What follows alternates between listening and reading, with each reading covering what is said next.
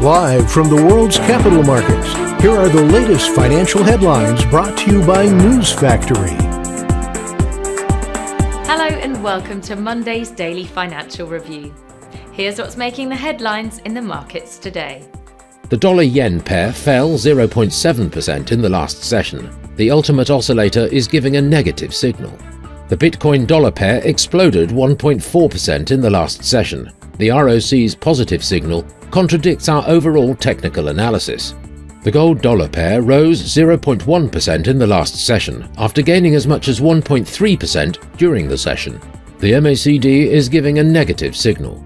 The last session saw the oil fall 0.7% against the dollar.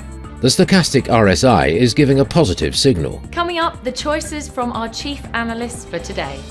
Crude oil closed April with a fifth consecutive monthly gain, as supply challenges from Russia's war in Ukraine outweighed worries over demand tied to China's COVID-19 lockdowns.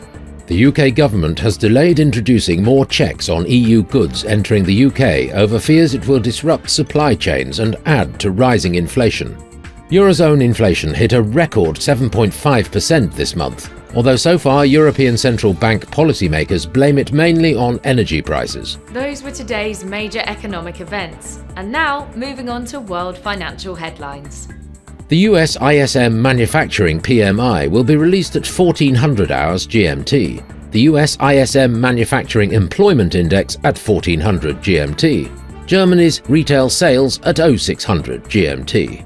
The Eurozone's business climate will be released at 0900 hours GMT, Japan's Jibun Bank Manufacturing PMI at 0 hours and 30 minutes GMT, Japan's Consumer Confidence Index at 0500 GMT. We hope that you've enjoyed Monday's financial review.